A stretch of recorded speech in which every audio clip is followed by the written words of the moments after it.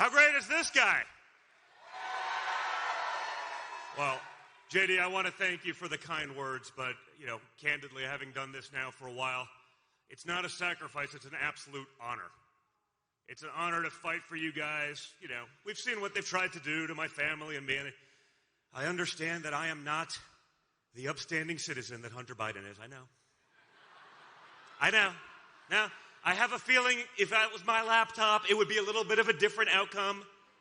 JD would say, Don, can you call in from Guantanamo Bay? Maybe give a little pep talk.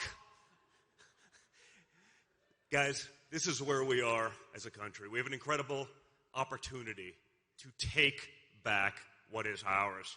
To take it from the bureaucrats. To take it from these insane people. JD is right. Kamala Harris isn't going to be the candidate of change that the media keeps telling you she is. Because if she would have been, she would have probably done something by now. It's not that hard. You're the vice president to the most absentee president in the history of America. Someone who's spent 41% of his presidency on the beach in Delaware. Raise your hand here if you could maintain employment if you were gone 41% of the time. Yeah, I didn't think so. Yeah, that wouldn't work at the Trump organization with my father either. That would be, I'd get the Cobra. You're fired really quickly. But that's the case. And that's before you actually get into sort of the mental deficits. So you think that would be an incredible opportunity to do something. Then you become the nominee in what we were told is the most democratic process in the history of democracy that actually didn't involve a single vote cast. Others call that a coup. But either way, you're now the nominee. All these things that you're going to do differently, why not do them now? Why not start? Why wait till day one? Remember day one? I'm like, well, you have the power to do it. Now you have the authority. It's because there's no intention of doing anything differently. Rather than cater to Americans, rather than do what's good for you, any community in America, the Democrat Party said, you know what?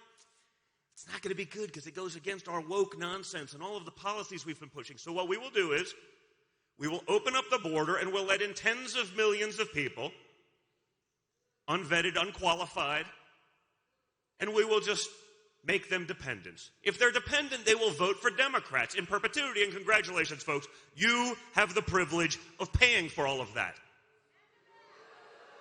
You do? Doesn't have to be that way. We can vote that out. And you know how I know how bad it is? Besides the jobs report that came out yesterday where they added 12,000 new jobs. And by the way, all of those were government jobs. Because they got to pad the file a little bit because it was a disaster. I'm sure it'll be revised even worse when they do their usual revision thing like they've done with every economic statistic, every crime stat. You look at the border, 600,000 criminals let in. That's Biden-Harris administration statistics. 600,000 criminals. They know about it and they let them in. 13,000 murderers. 16,000 sex offenders and rapists. Imagine a government that sees that. You have them at the border. You understand this because you obviously know it's their statistics. And you say, you know what? Let's let them in anyway. What could go wrong? Divide that up by the amount of communities, say counties, in America. What is it? It's dozens of murderers, rapists, and thousands of criminals spread evenly across America. They're usually probably sending them to red states.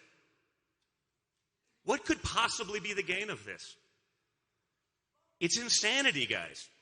It doesn't have to be this way, but one guy can't do it by himself.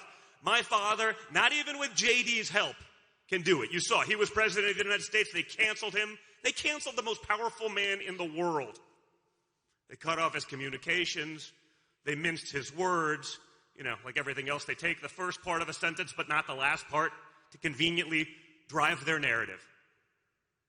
But with all of you behind him, with all of you fighting for your future, for your livelihoods, for your children's well-being, we can win and we can fix everything. And now what's incredible, It's not just my father. Think of the people who have joined up that want to help. Whether it's RFK Jr. on health.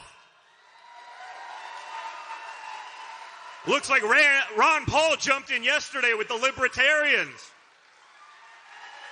How about we allow Elon Musk, the Einstein of our era, to do what he can do better than anyone? Think about it.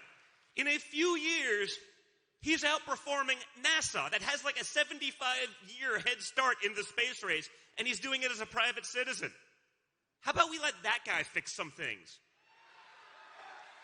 So, you can choose, folks. You can have all of the people that have recently endorsed Kamala Harris. Funnily enough, it happened magically after Diddy got arrested, and they all seem to have a connection. I don't know. It seems like a coincidence. Or you can have a team of brilliant people who are specialists actually fixing things. It's funny, I tell this story a lot because it resonates, because I'm not one of these liberals that pretends to be something they're not. I'm pretty honest about who I am. I'm pretty self-aware. I'm the son of a billionaire from Manhattan. Last summer, I was coming back with two of my boys. We went on a father-son fishing trip, and I had a 10-year-old, a 14-year-old, and me, and they were hungry. So we went to McDonald's, where my father is now a fry cook. Guys, I'm sorry. I don't want to get canceled and fact-checked. The media told me it was staged. I was like, no way. Really? I mean, in Joe Biden's economy, my father does have to work at McDonald's and be a garbage man just to get by. Donald Trump has to work 3 jobs.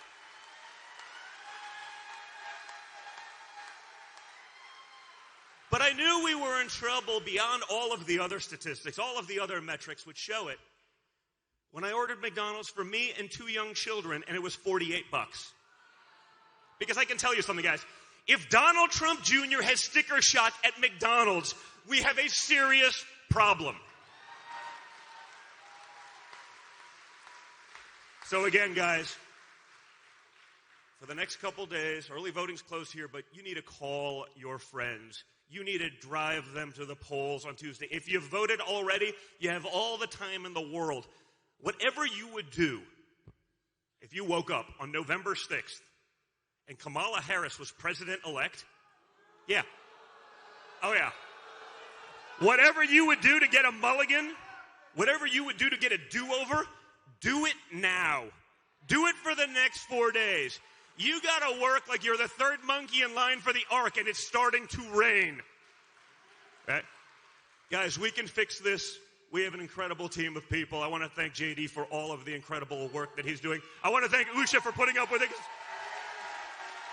I know, trust me, I know it's not easy. I know it's not easy, but he's a fighter. And more importantly, what we also have in JD is we now have America First bench. We have people that can now carry that torch, people who have become and come out and been unafraid to stand up to the tyranny of our government and to fight for all of you.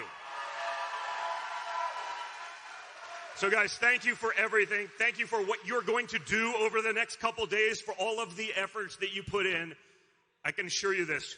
If you're fighting alongside of us, we will never, ever, ever give up. We will always have that same resolve that my father showed on July 13th when they tried to kill him. So you guys, do your part, and we're going to make America great again. Thank you so much, Nevada. You guys are the best.